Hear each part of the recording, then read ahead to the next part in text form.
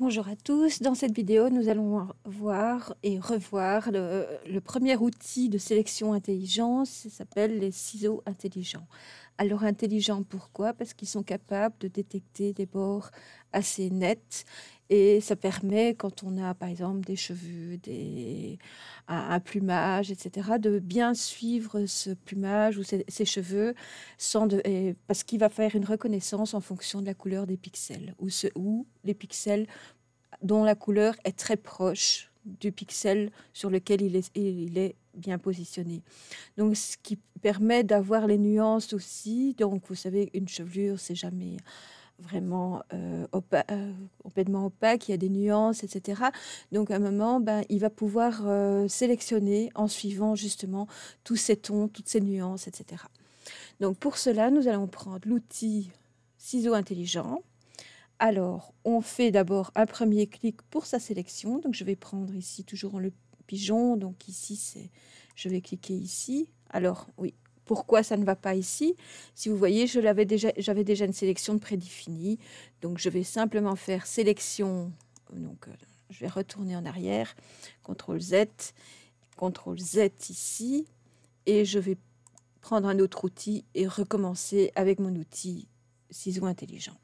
Je pose mon premier point. Alors, vous voyez ici, je ne l'ai pas bien mis. Donc, je peux très bien le rebouger. Donc, ici, comme c'est le premier, ça ne va pas aller facilement. Donc, moi, je pense que j'ai encore le souci. Je ne sais pas si c'est lié à la vidéo. Je vais recommencer. Donc, je pose mon premier point. Je fais un second point. Donc, vous voyez, il va suivre ici une nuance entre... Donc, pour augmenter le zoom ici, il faut bien afficher dans l'affichage que vous ayez mis la barre d'état, ici. Vous voyez, les cocher. Et alors, on va pouvoir ici augmenter le zoom. Comme ça, vous voyez bien. Donc ici, si on regarde bien, on a des nuances tout à fait différentes. Alors, avec l'outil ciseau intelligent, vous voyez, je peux déplacer, rajouter des points pour bien le positionner. Donc ici, j'ai fait une erreur parce que j'ai mal positionné le premier.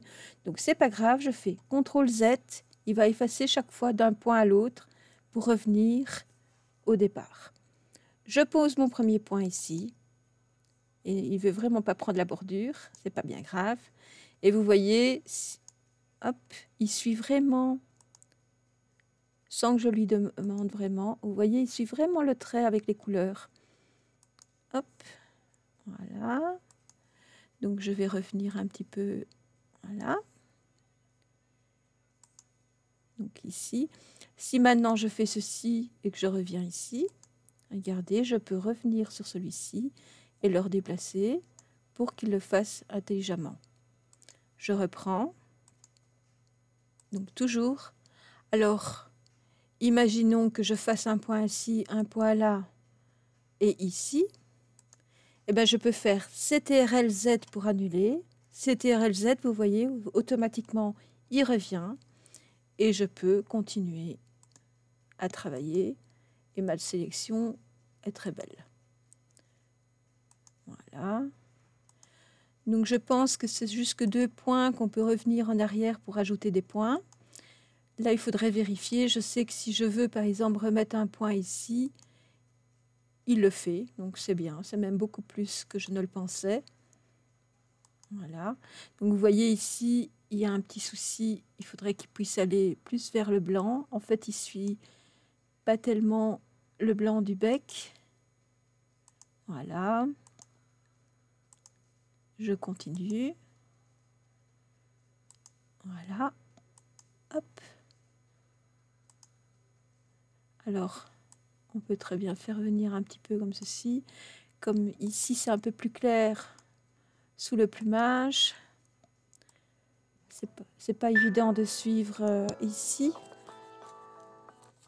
Voilà, excusez-moi, j'avais une alarme en route. Donc voilà, on poursuit la sélection.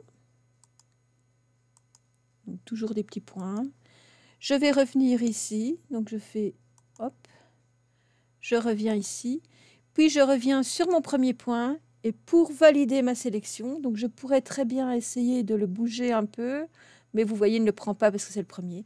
Pour valider, je fais Enter avec le clavier. Et voilà, donc je vais revenir à 50% et vous voyez, ma sélection est faite. Donc, c'est un outil intelligent. Pourquoi? Parce que simplement, vous voyez, sans trop me casser la tête, il va suivre les nuances de la forme qu'on choisit. Et les traits, en fait, la sélection est beaucoup plus réaliste, en fait, que si on l'avait fait à main levée avec le lasso. Et voilà, donc le principe est le même. Donc, dans les sélections, vous pouvez refaire un copier-coller avec un calque, etc.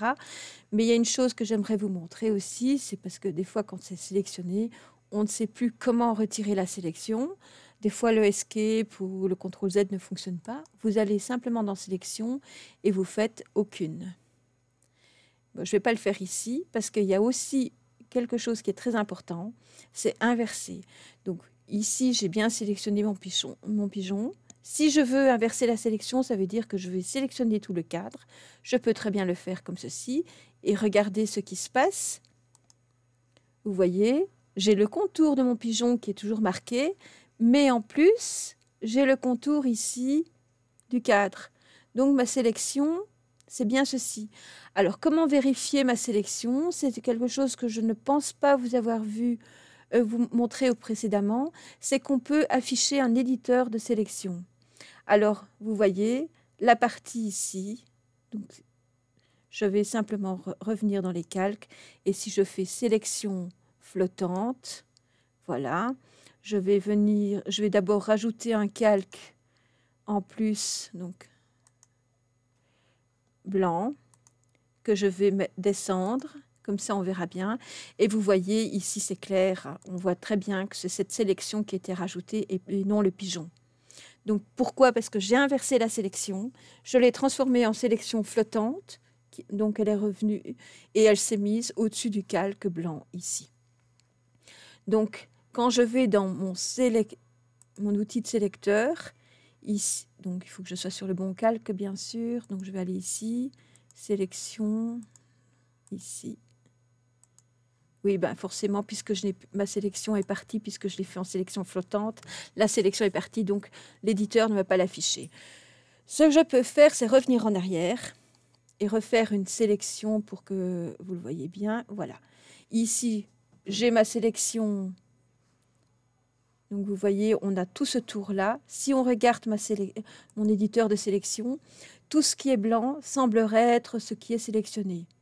Si maintenant je fais inverser sélection, vous voyez, c'est bien mon pigeon maintenant qui est sélectionné, il est en blanc ici dans l'éditeur.